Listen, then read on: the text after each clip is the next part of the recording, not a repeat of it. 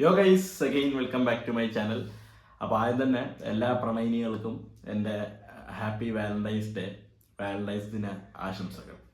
Romance എന്ന് പറഞ്ഞ സിനിമ കണ്ടിരിക്കുകയാണ്. Directed by ADJ Arun D Jose. നമ്മുടെ 18+ എന്ന് പറഞ്ഞ സിനിമയും ജോ ആൻഡ് ജോ എന്ന് പറഞ്ഞ സിനിമയും എടുത്ത മച്ചാൻ. പിന്നെ അഭിനയിച്ചിരിക്കുന്ന എനിക്കിഷ്ടപ്പെട്ട കുറേ പേരുണ്ട് പടത്തിൽ. മാത്യു, നമ്മുടെ സ്വന്തം മാത്യു, അർജുന അശോകൻ, മഹിമ നമ്പ്യാർ, സംഗീത് പ്രതാപ്, നമ്മുടെ അമൽ ഡേവിസ് മച്ചാൻ, ശ്യാം മോഹൻ JK മച്ചാൻ, കലാഭവൻ ഷാജോൻ ചേട്ടൻ, ബിനു പപ്പു, ഇവരൊക്കെയാണ് മെയിനായിട്ട് പടത്തിൽ വന്നിരിക്കുന്നത്. പിന്നീട് വേറെ 2-3 മച്ചാന്മാരുണ്ട്, എനിക്ക് പേരൊന്നും അറിഞ്ഞുകൂടാ. ഇവര് കൂർഗിലോട്ട് പോകുമ്പോഴത്തേക്കും അവിടെ ഒരു അർജുൻ റെഡ്ഡി മോഡലുള്ള ഒരു മച്ചാനുണ്ട്, പുള്ളി അടിപൊളിയായിരുന്നു. അപ്പോൾ പിന്നെ ഇത് പ്രൊഡക്ഷൻ ബൈ ആഷിഖ് ഉസ്മാന്റെ പ്രൊഡക്ഷനാണ്. അപ്പോൾ അതിന്റെ ആ ഒരു ടിപ്പിക്കൽ ക്വാളിറ്റി പടം തന്നെയാണ് ഇത്. ഫ്രെയിംസ് ആയാലും എല്ലാത്തിനും അവരുടെ ഒരു ടിന്റ് ഉണ്ട്, അവരുടെ ഒരു കളർ ടിന്റ് ഉണ്ട് എല്ലാ പടത്തിലും ഏറെക്കുറെ നമ്മൾ നൈറ്റ് സീൻസ് വരാണെങ്കിലും ഡേ സീൻസ് വരാണെങ്കിലും ഒരു പർട്ടിക്കുലർ കളർ ഗ്രേഡിങ്ങും എല്ലാം അവർ എപ്പോഴും യൂസ് ചെയ്യുന്ന പോലത്തെ ഒരു ടൈപ്പ് ഒരു സാധനമുണ്ട്. അതാണ് ഈ പടത്തിലും വന്നിരിക്കുന്നത്.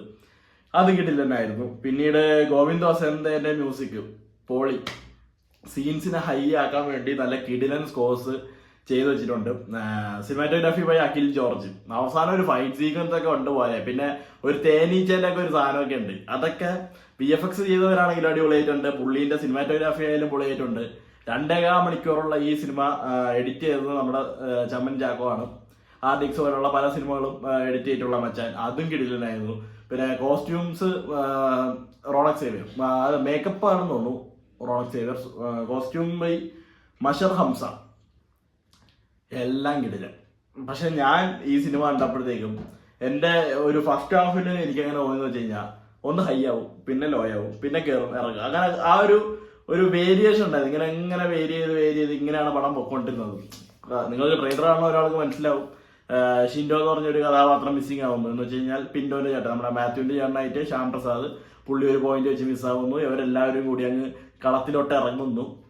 ആ ഒരു സംഭവങ്ങൾ അത് അങ്ങനെ ഒരു വഴിക്ക് അത് പോയിട്ടുണ്ട്. അപ്പോൾ ഫസ്റ്റ് ഹാഫില് കോമഡി സീക്വൻസ് ഒക്കെ ഉണ്ട്. നമ്മുടെ അമൽ ഡേവിസ് മച്ചാൻ വരുമ്പോ തന്നെ നല്ല ബാങ്കറൊക്കെ പൊട്ടിച്ചുകൊണ്ടാണ് വരുന്നതും, അതും കിടിലനായിരുന്നു. എങ്കിൽ പോലും ഫസ്റ്റ് ഹാഫ് കഴിഞ്ഞപ്പോഴത്തേക്കും ഒരു മീഡിയോക്കർ ഒരു ഇതേ ഉള്ളൂ എന്നാണ് എൻ്റെ മനസ്സ് പറഞ്ഞത്. എന്ന് വെച്ച് കഴിഞ്ഞാൽ ഒരു എന്താ പറയാ, ഹാപ്പനിങ്സ് ഒക്കെ ഉണ്ടെങ്കിൽ പോലും അതൊന്നും ഇവര് സീൻ ബൈ സീൻ ഓരോ സ്റ്റെപ്പ് കയറി ആ ഒരു പ്രശ്നത്തിലോട്ട് അടുത്തോണ്ട് ഇരിക്കുന്നുണ്ട്. ശരിയാണ്. ആ ഒരു എന്താ അടുത്ത സീനിലായിട്ട് അടുത്തടുത്ത മൊമെന്റ്സ് ഇങ്ങനെ വന്നുകൊണ്ടിരിക്കുന്നുണ്ട് സിനിമയിൽ. എങ്കിൽ പോലും ഇന്റർവൽ ബ്ലോക്ക് ആയപ്പോഴത്തേക്കും ഓക്കെ ഇനിയിപ്പോ എന്താവണെന്ന് നോക്കാം. ഇതുവരെ അത്ര കൺവിൻസിങ് ആയിരുന്നില്ല, ഇനി നമുക്ക് കണ്ടു നോക്കാം. ആ ഒരു മോഡിലാണ് ഞാൻ ഇരുന്നത്. പക്ഷെ സെക്കൻഡ് ഹാഫ് ഷോ സ്റ്റീലേഴ്സ്, നമ്മുടെ ഷാജോൻ ചേട്ടനും സംഗീത് പ്രതാപും കിടിലൻ. എന്റെ പൊന്നോ മച്ചാൻ. അമൽ ഡേവിസിന് മറ്റേ പ്രേമലു എന്ന് പറഞ്ഞൊരു പടത്തിലെ പുള്ളി ബിഗിനർ സ്റ്റേജിലായിരുന്നെങ്കിൽ ഈ പടത്തിലെ ഒരു ഇന്റർമീഡിയറ്റ് സ്റ്റേജിലാണ് എത്തിയിരിക്കുന്നത്. കിടിലൻ. പുള്ളിക്ക് വേണ്ടി കൗണ്ടേഴ്സ് എഴുതി പിടിപ്പിച്ച പോലെയാണ് എനിക്ക് തോന്നിയത്. അത് പൊള്ളിയായിരുന്നു, കിട്ടില്ലനായിരുന്നു. ഒരു രക്ഷ ഉണ്ടായിരുന്നില്ലേ. മച്ചാന്റെ കുറെ സാധനങ്ങളുണ്ട്. പിന്നെ അർജുൻ അശോകൻ ആദ്യമൊക്കെ ഒരു പർട്ടിക്കുലർ ഒരു ടിപ്പിക്കൽ ഒരു നോർമൽ ശൈലിയിലുള്ള ഒരു കഥാപാത്രം ചെയ്ത് വന്നിട്ട് സെക്കൻഡ് ഹാഫ് ഒരു പോയിന്റ് വരുമ്പോൾ പുള്ളി മറ്റേ രോമാഞ്ചം സീനാകുകയാണ്. രോമാഞ്ചം പടത്തിൽ നമ്മൾ എന്ന് സ്വന്തം പുണ്യാളൻ ഇതിലൊക്കെ കണ്ട പോലെ ഒരുമാതിരി ഭ്രാന്ത് പിടിച്ച പോലെ ഒരു പാച്ചിലുണ്ട്. എന്റെ ദൈവമേ. പിന്നെ മഹിമ സോ ക്യൂട്ട്, സോ ഗോർജിയസ്, എന്തൊക്കെയാ പറയുന്നത്. പുള്ളിക്കാരിന്റെ ലുക്കൊക്കെ നല്ല രീതിയിൽ പടത്തിൽ പ്രസന്റ് ചെയ്ത് കാണിച്ചിട്ടുണ്ട്. ഡാൻസ് സീക്വൻസ് ആണെങ്കിൽ ഇവരൊക്കെ ഒരുമിച്ചുള്ള ഒരു ഡാൻസ് സീക്വൻസും ആ ഒരു റിസപ്ഷനിലേക്ക് അവരുടെ ഒരു വരവും, അപ്പൊ ഷാജോ ചേട്ടൻ്റെ ഒരു ലുക്കൊക്കെ ഉണ്ട്. അയ്യോ അതൊക്കെ കിട്ടില്ലേ, ഒന്നും പറയില്ല. ഒരു ടോട്ടൽ പാക്കേജ് ഫൺ എന്റർടൈനർ എന്നാണ് എനിക്ക് ഈ സിനിമ കണ്ടിട്ട് തോന്നിയത്. ഇതില് ബ്രദർഹുഡ് ഉണ്ട്, ബ്ലഡ് റിലേഷൻ ഉണ്ട്, ചെറിയൊരു ലവ് ട്രാക്ക് ഉണ്ട്, കോമഡി ഉണ്ട്, ഇമോഷൻ ഉണ്ട്.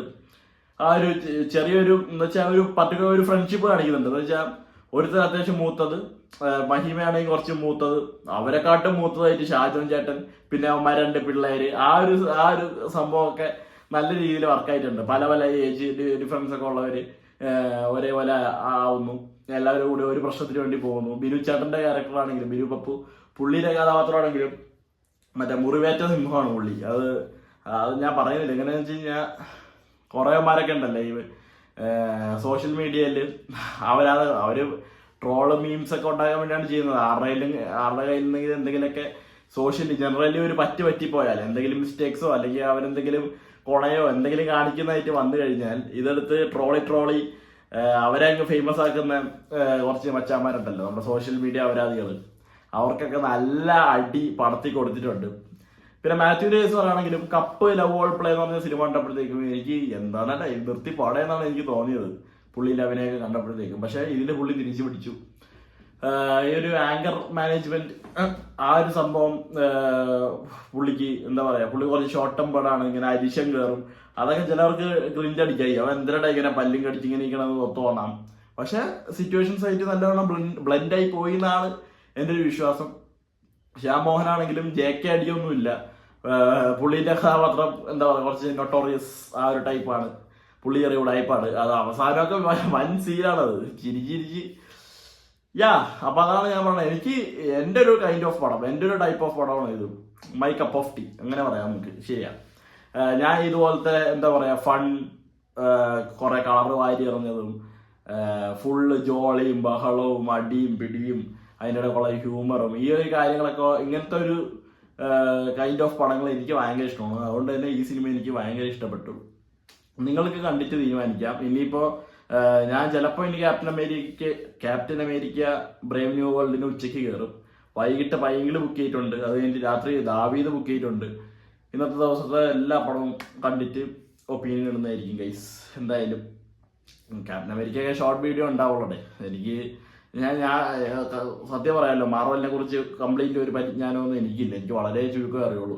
അപ്പം അതിനെക്കുറിച്ച് അത്ര എക്സ്പ്ലനേറ്ററി ആയിട്ട് ഞാൻ പറയണമെങ്കിൽ ഞാൻ അന്നത്തെ തൊട്ട് ഇന്നത്തെ വരെയുള്ള സകല പടവും മൊത്തത്തിൽ ഇരുന്ന് കണ്ടിട്ട് വേണം ഞാൻ പറയാം. അല്ലെങ്കിൽ അതൊരു തെണ്ടിത്തരമായിപ്പോ അല്ല. അതുകൊണ്ടാണ്. അപ്പം പടം കണ്ടിട്ട് എനിക്കെന്താ, ജസ്റ്റ് പടം കണ്ടിട്ട് ഞാൻ എങ്ങനെ എൻജോയ് ചെയ്തു എന്നുള്ള കാര്യം മാത്രമേ ഞാൻ പറയുന്നുണ്ടാവുള്ളൂ. അല്ലാതെ വലിച്ചു വാരി ഇങ്ങനെ ഇതൊക്കെ പോലെ എനിക്ക് പറയാൻ അറിഞ്ഞൂട്ടെ.